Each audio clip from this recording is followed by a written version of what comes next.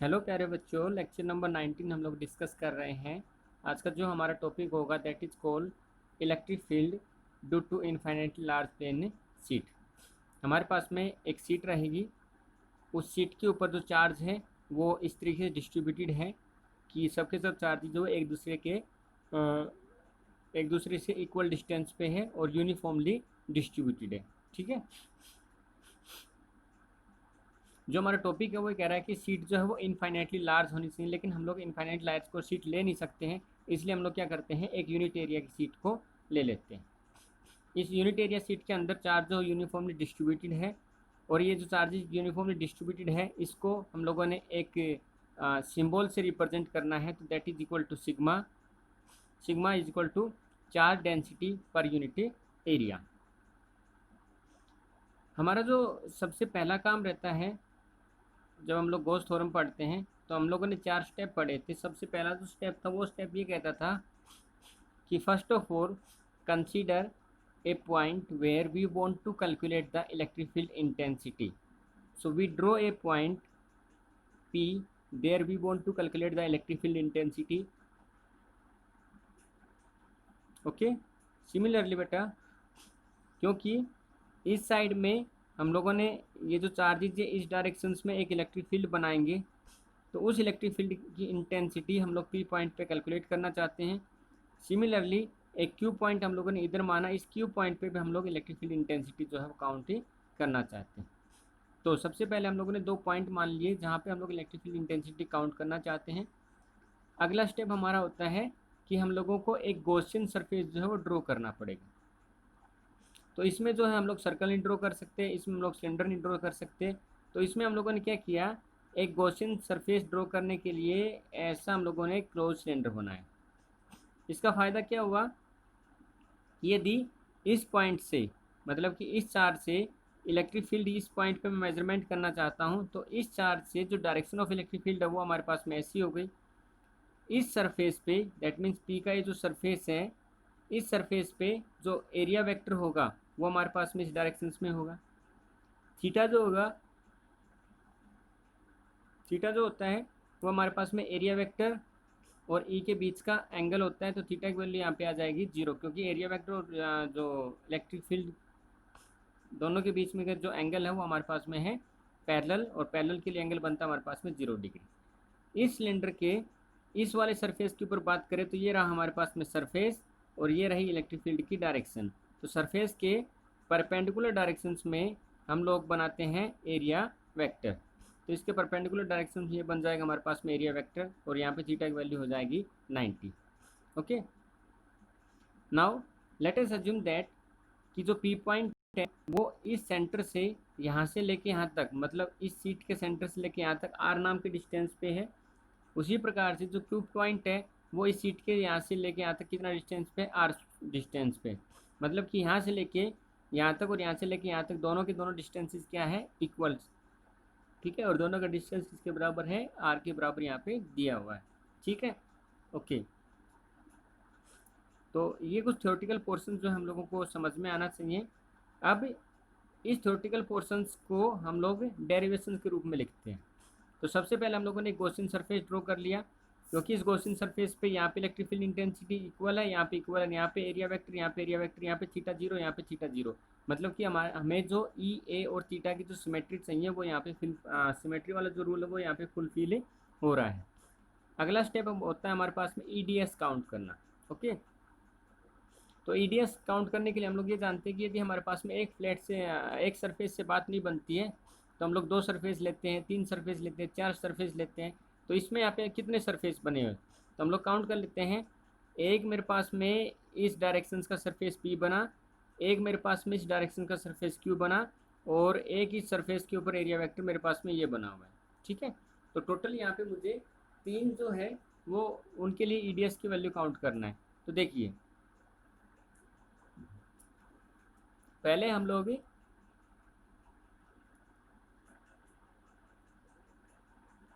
इस वाले सरफेस के लिए बात करते हैं।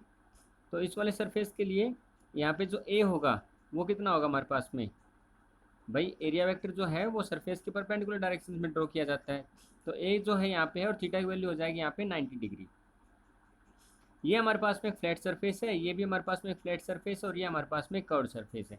तो तीनों की वैल्यू पुट करते हैं, तो फ्लैट सरफेस पे थीटा की वैल्यू जो है वो हमारे पास में है 0, और जो हमारे पास में कर्व सरफेस है उसके ऊपर थीटा की वैल्यू है 90। तो हम लोगों ने 3 फैक्टर बना लिए अलग अलग। एक बार ईडीएस काउंट करेंगे कर्व सरफेस के लिए, एक बार ईडीएस फ्लैट सरफेस के लिए, और एक बार ईडीएस फ्लैट दूसरे सरफेस के लिए। तो एक फ्लैट सरफेस कौन सा, पी वाला, और एक फ्लैट सरफेस कौन सा, क्यू वाला। तो जब कोस 90 की वैल्यू होती है 0, यहाँ से फ्लैट सरफेस के ऊपर जो ई और थीटा जो था उसकी वैल्यू थी हमारे पास में, थीटा की वैल्यू 0 आती थी, यहाँ पे थीटा की वैल्यू 0 आती थी। तो यहाँ से हम लोग सोल्व करेंगे, थीटा की वैल्यू 0 पुट करने पे तो यह आ जाएगा F1 EDS F2 EDS। Solve करेंगे इसको, तो ई कॉमन है तो 2e हम लोगों ने कॉमन ले लिया, e प्लस ई 2e, और ds दोनों के अंदर से कॉमन है तो that is equal to ds। तो d जो है, ds यहाँ पे एक स्मॉल एरिया था, उस स्मॉल एरिया के ऊपर ds यहाँ पे एक स्मॉल एरिया है, इस स्मॉल एरिया के ऊपर हम लोग जो है इलेक्ट्रिक फील्ड इंटेंसिटी काउंट करना चाहते हैं। तो देखिए ds यहाँ पे यहाँ पे यहाँ पे यहाँ पे यहाँ पे इस तरीके जितने भी ds बनेंगे, इसी प्रकार से एक छोटा सा ds यहाँ, छोटा सा ds यहाँ, छोटा सा ds यहाँ, पूरे पूरे ds जो हम लोग यहाँ पे काउंट करेंगे, उन सब ds को हम लोग ऐड करना चाहते हैं। तो ऐड करने का हम लोग जानते हैं कि इंटीग्रेशन करेंगे, ऐड करने का तरीका जो है, और ये ds जितने भी हैं ये इस सरफेस के ऊपर काउंट हुए, तो टोटल ds कितने हो जाएंगे, तो इस सरफेस के इक्वल हो जाएंगे। तो सेम चीज़ जो हम लोग यहाँ पे लिखेंगे कि ds जितने भी ds काउंट होंगे वो टोटल सरफेस के बराबर हो जाएंगे। तो ds के हमारे पास कैलकुलेशन आ जाएगी 2es। ठीक है, नेक्स्ट वन आता है charge with in the question surface, total कितना चार्ज है। तो हम लोग ये जानते हैं कि हमारे पास में सिग्मा जो होता है, sigma that is equal to surface charge density, वो इक्वल टू होता है हमारे पास में चार्ज पर यूनिट एरिया। तो यहाँ से चार्ज की वैल्यू निकालें तो आ जाएगी सिग्मा इंटू में ए, और एरिया जो है उसको हम लोग बोल रहे हैं सरफेस, सरफेस के ऊपर जो हम लोग एरिया काउंट करना चाहते हैं। तो क्यू इज इक्वल टू आ जाएगा सिग्मा इंटू में एस।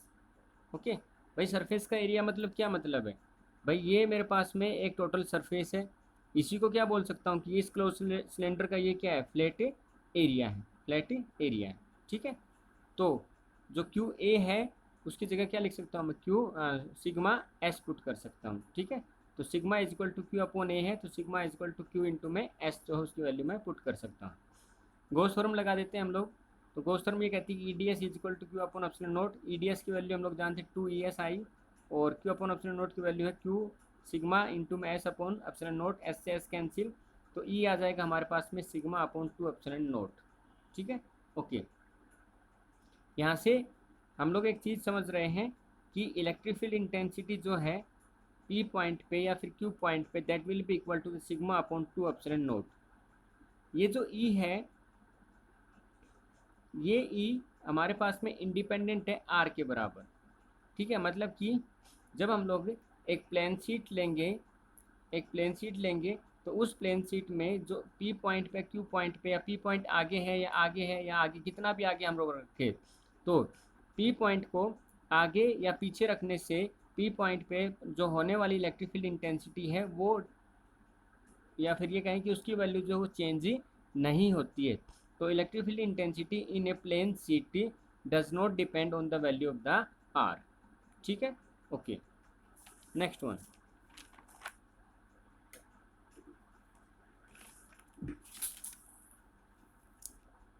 इसी में हम लोग थोड़ा सा मॉडिफिकेशन करते हैं इसी एक्सप्रेशन को। अब तक जो है हम लोगों ने एक सीट लिया था, उससे एक सिंगल सीट के लिए हम लोगों ने चार्ज को काउंट किया था। हाँ भैया, हमारा जो एक्सप्रेशन होगा उसमें हमारे पास में 2 सीटें होंगी, और दोनों सीटें जो है वो एक दूसरे के पैरेलल डायरेक्शंस में रखी होंगी, और उनके लिए जो हम लोगों को electric field intensity value count करना है। ओके, तो एक्सप्रेशन हमारे पास में calculate electric field intensity due to thin infinite parallel sheet of charge. Same चीज़ें वही है हमारे पास में, जैसे कि हमारे पास में 2 सीटें हैं यहाँ पे, एक सीट नंबर 1 है, एक सीट नंबर 2 है। इन दोनों सीटों के ऊपर जो चार्ज है वो यूनिफॉर्मली डिस्ट्रीब्यूटेड है, और मैं मान के चलता हूँ जो सीट ए और सीट बी है, दोनों सीटों के ऊपर जो चार्ज है वो हमारे पास में सेम चार्ज, मतलब कि यहाँ पे पॉजिटिव, यहाँ पे पॉजिटिव, यहाँ पे नेगेटिव रहेगा, तो यहाँ पे नेगेटिव रहेगा, मतलब कि both the seat having the same charge. इस सीट के ऊपर जो चार्ज डेंसिटी है वो हमारे पास में सिग्मा 1, और इस सीट के ऊपर जो चार्ज डेंसिटी है वो हमारे पास में सिग्मा 2। ठीक है, हम लोगों को यहाँ पे सोल्व करना है इन दोनों पैरेलल प्लेट्स के लिए।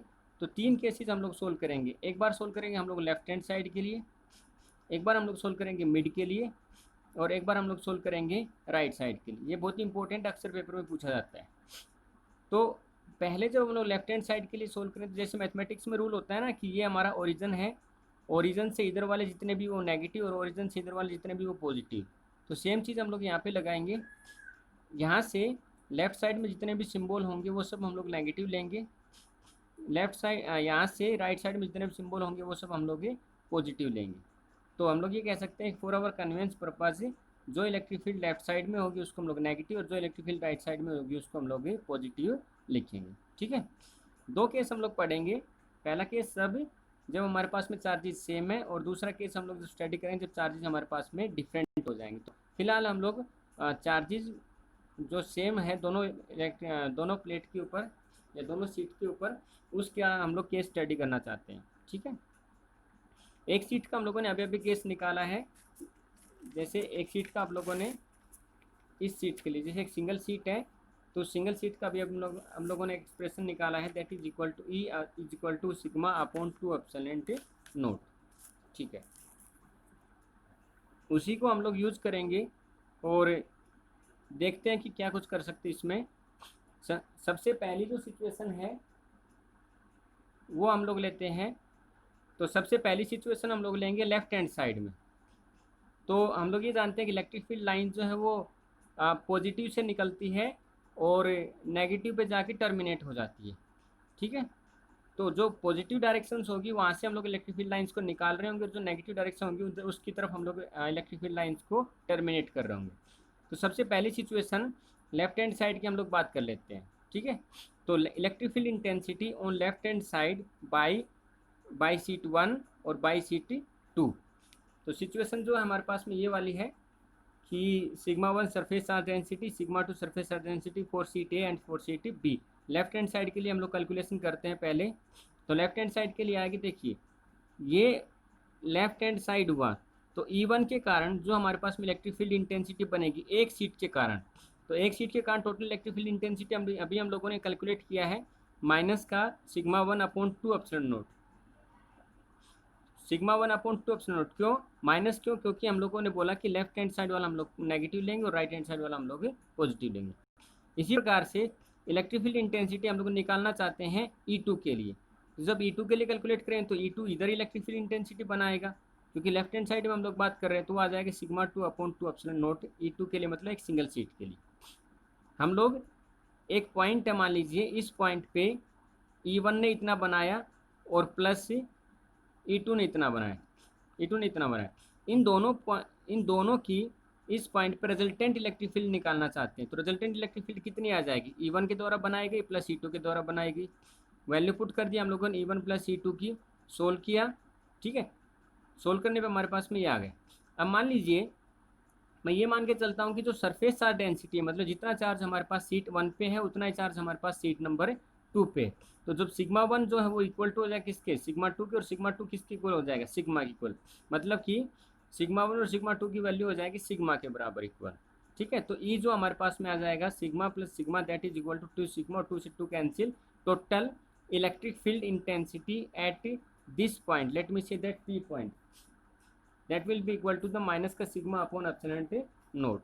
ओके, सेकंड चीज हम लोग को कैलकुलेट करना है electric field intensity within मतलब इन दोनों के जो सीट है उन दोनों के बीच में। इन दोनों के बीच में जब हम लोग इलेक्ट्रिक फील्ड इंटेंसिटी काउंट करना चाहते हैं, तो जो E1 है वो देखिए इधर बनाएगा, E1 इधर बनाएगा, और E2 जो है वो मेरे पास में इधर बनाएगा।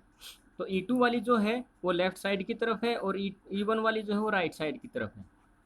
फिर से E1 की मेरे पास में राइट साइड की तरफ है और E2 की मेरे पास में लेफ्ट हैंड साइड की तरफ है। तो E2 की मेरे पास नेगेटिव बनेगी और E1 की मेरे पास में पॉजिटिव बनेगी। तो E1 की हम लोग जानते हैं ये बनेगी sigma 1 upon 2 epsilon note, E2 की मेरे पास में बनेगी नेगेटिव। दोनों की रिजल्टेंट निकालना चाहते, दोनों को ऐड किया। मैं मान के चलता हूँ कि दोनों की जो सरफेस चार्ज डेंसिटी वो इक्वल है, तो दोनों को सिग्मा 1 और सिग्मा 2 किसके बराबर हो जाएंगे, सिग्मा के बराबर। तो टोटल इलेक्ट्रिक फील्ड इंटेंसिटी आ जाएगी हमारे पास में 0। मतलब कि इसके विद इन पॉइंट, मान लीजिए यहाँ पे कोई पॉइंट है Q, तो उस Q पॉइंट पे जो टोटल इलेक्ट्रिक फील्ड इंटेंसिटी होगी इन दोनों सीट के द्वारा बनाई गई वो होगी रिजल्टेंट 0। ठीक है। अब हम लोग काउंट करते हैं राइट हैंड साइड के लिए। तो जब हम लोग राइट हैंड साइड के लिए बात करेंगे तो जो E2 है, E2 है वो बनाएगा राइट हैंड साइड में, और जो E1 है वो भी किधर बनाएगा, राइट हैंड साइड में। मतलब इस केस में E1 और E2 दोनों क्या हो जाएंगे हमारे पास में, पॉजिटिव। तो this is the E1 and this is E2, और रिजल्टेंट निकालना चाहते हैं तो E1 प्लस E2 दोनों को सोल्व करेंगे। और मैं ये मान के चलता हूँ कि जो सरफेस चार्ज डेंसिटी है दैट मीन्स सिग्मा 1 और सिग्मा 2 जो है दोनों इक्वल है, तो क्या हो जाएंगे, सिग्मा प्लस सिग्मा सोल्व किया और ये आ जाएगी हमारे पास में E is equal to sigma upon epsilon naught. इतनी इलेक्ट्रिक फील्ड इंटेंसिटी जो है इस आर पॉइंट पे हम लोगों को देखने को मिलेगी। ठीक है, जब हमारे पास में दो प्लेट के ऊपर सेम चार्जेज है। बच्चों ये सिर्फ थ्योरी नहीं है, यदि आप इसको प्रैक्टिकल में देखोगे तो ये चीज़ें एग्जिस्ट करती हैं। ये सब एप्लीकेशन से इंडिकेट करती है कि हमारे जो टीवी है वो कैसे चलती है, हमारा जो रेडियो है वो कैसे चलता है, हमारा जो मोबाइल है वो कैसे काम करता है। तो all these are things belong to on that things. ठीक है। सो ये बहुत ही इंपॉर्टेंट है। अब जब न्यूमेरिकल्स करोगे तो आपको दिया जाएगा कि भाई एक प्लेस है वहाँ पे इलेक्ट्रिक फील्ड इंटेंसिटी इतनी है, तो कैलकुलेट कीजिए कि वहाँ पे कितना चार्ज फ्लो हो रहा होगा। या फिर एक प्लेस है, एक सिचुएशन ऐसी है कि उसमें इतना इतना चार्ज फ्लो हो रहा है, तो कैलकुलेट कीजिए वो कितना इलेक्ट्रिक फील्ड इंटेंसिटी उसके आसपास बनेगी, मतलब किसी चीज़ को कितने पावर के साथ वो अट्रैक्ट कर सकता है और रिपेल कर सकता है। ठीक है। तो ये हमारे पास सिचुएशन है कि लेफ्ट हैंड साइड में कितनी बनेगी, इन साइड कितनी बनेगी, राइट हैंड साइड में कितनी बनेगी। ठीक है। सेकंड की हम लोग बात करते हैं सेकंड सिचुएशन की। सेकंड सिचुएशन के अकॉर्डिंग क्या है कि हमारे पास में दोनों के दोनों चार्जेज है वो अपोजिट चार्जेज हैं। तो इस चार्ज की डेंसिटी है सिग्मा 1 और इस चार्ज की डेंसिटी है सिग्मा 2। इसके लिए भी हम लोग सेम चीज़ें कैलकुलेट करेंगे, पहले लेफ्ट हैंड साइड के लिए, फिर विद इन के लिए, फिर राइट हैंड साइड के लिए। तो पहले यहाँ से इसके जो एरो है उनको समझिए। देखिए ये रहा पॉजिटिव, और पॉजिटिव इलेक्ट्रिक फील्ड लाइंस हम लोगों ने पढ़ा है कि पॉजिटिव से एमिट होती है और नेगेटिव पे टर्मिनेट होती है। तो पॉजिटिव से एमिट होती है तो मतलब पॉजिटिव से निकल रही होंगी, तो इसलिए हम लोगों ने एरो बनाया इस डायरेक्शन में। ठीक है, लेफ्ट हैंड साइड के लिए। E2 का एरो देखिए इधर साइड है, मतलब कि इलेक्ट्रिक फील्ड लाइंस E2 की तरफ क्या है, नेगेटिव, और नेगेटिव की तरफ क्या होती है, जाती है और वहाँ पे टर्मिनेट होती है। तो E2 जो है ये साइन ये इंडिकेट करता है कि वो नेगेटिव की तरफ जा रही है और वहाँ पे जाके टर्मिनेट होने वाली है। ठीक है। विद इन की बात करते हैं। विद इन के अंदर E1 जो है वो इधर मूव हो रहा होगा, क्योंकि ये इधर मूव करेगा अभी, क्योंकि हम लोग ये जानते हैं कि एक जो स्टेट कंडक्टर है वो, जैसे ये एक स्टेट कंडक्टर है तो वो इलेक्ट्रिक फील्ड इंटेंसिटी इधर भी बनाता है और वो इलेक्ट्रिक फील्ड इंटेंसिटी इधर भी बनाता है। तो यदि वो पॉजिटिव है तो वो ऐसा बनाएगा। तो पॉजिटिव है E1 तो E1 इधर बनाएगा, और E2 अभी भी कहाँ जाएगा, नेगेटिव की तरफ टर्मिनेट होना शुरू हो जाएगा। दूसरा ऐसे समझिए कि E1 के लिए पॉजिटिव से निकल रही होंगी और वो नेगेटिव की तरफ ही बढ़ रही होंगी। ठीक है। तीसरी केस राइट हैंड साइड में देखिए, E1 की जो डायरेक्शन वो हमारे पास में इधर रहेगी, और E2 जो है अभी किसकी तरफ मूव कर रहा होगा, नेगेटिव की तरफ मूव कर रहा होगा। ठीक है। ओके। तो इसकी कैलकुलेशन हम लोग करते हैं पहले लेफ्ट हैंड साइड के लिए। तो E1 जो है वो हमारे पास में नेगेटिव हो जाएगा, E2 जो है वो हमारे पास में पॉजिटिव हो जाए, क्योंकि ये इन साइड है। भाई इधर वाला नेगेटिव लेना तो इधर वाला जो डायरेक्शन है वो तो पॉजिटिव हो जाएगी। तो E2 हमारे पास में हो जाएगा पॉजिटिव। रिजल्टेंट निकालते हैं, रिजल्टेंट हमारे पास में ये आ गया। मैं ये मान के चलता हूँ कि जितनी चार्ज डेंसिटी पॉजिटिव की उतनी चार्ज डेंसिटी नेगेटिव की, दोनों को इक्वल मैंने पुट कर दिया सिग्मा के बराबर। सोल्व किया, इलेक्ट्रिक फील्ड इंटेंसिटी आ गई 0। मतलब कि जब हमारे पास में दो अपोजिट चार्जेज है तो लेफ्ट हैंड साइड में इलेक्ट्रिक फील्ड इंटेंसिटी आ जाती है 0। अभी हम लोग विद इन की निकालते हैं। सो हमारे पास एक सिचुएशन है विद इन की सिचुएशन, ये वाली सिचुएशन। इस सिचुएशन में E1 जो है वो हमारे पास में पॉजिटिव हो जाएगा और E2 जो है वो भी हमारे पास में पॉजिटिव हो जाएगा, क्योंकि दोनों की डायरेक्शन किस साइड में, इस साइड में। क्योंकि हम लोगों ने पढ़ा है ना, ओरिजिन से इधर नेगेटिव, ओरिजिन से इधर पॉजिटिव, वही वाली चीज़ यहाँ पे है। तो इन दोनों के लिए कैलकुलेट करना चाहते हैं तो E1 के लिए बनेगी ये वाली, E2 के लिए बनेगी ये वाली। रिजल्टेंट निकालना चाहते हैं, रिजल्टेंट हम लोगों ने निकाला ये। और मान के चलता हूँ दोनों की जो सरफेस चार्ज डेंसिटी हो हमारे पास बराबर, तो सिग्मा 1 सिग्मा 2 किसके बराबर हो जाएंगे, सिग्मा के बराबर। Net electric field intensity between आ जाएगी हमारे पास में सिग्मा अपॉन एप्सिलॉन नॉट। मतलब कि इस दोनों सीट के बीच में जो इलेक्ट्रिक फील्ड आएगी जब दोनों चार्जेज अपोजिट है, that is equal to sigma upon epsilon naught. ये बहुत ही इंपॉर्टेंट है, क्योंकि ये जो कंसेप्ट है हमारे पास में दो सीट वाला, इसी कंसेप्ट को हम लोग कैपेसिटर में यूज़ करेंगे। कैपेसिटर कैसे काम करता है, जो हम लोग जनरली देखते हैं ना कंडेंसर जिसको बोलते हैं, पंखों वगैरह में, कूलर वगैरह में लगे रहते हैं, तो वो बेसिकली कैसे चार्ज होता है, वो इतनी सारी इलेक्ट्रिसिटी कैसे स्टोर कर लेते हैं, ठीक है। तो वो इसी प्रिंसिपल के ऊपर काम करता है, इसलिए इसको समझते चलिएगा। अब हम लोग बात करते हैं राइट हैंड साइड की। तो राइट हैंड साइड की हम लोग बात करेंगे तो ये this is the situation of E1, this is the situation of E2। तो E2 इनसाइड है तो इधर वाला नेगेटिव और इधर वाला पॉजिटिव। तो E1 पॉजिटिव और E2 मेरे पास आ जाएगा नेगेटिव। तो रिजल्टेंट निकालते E1 प्लस E2, ये आ जाएगा।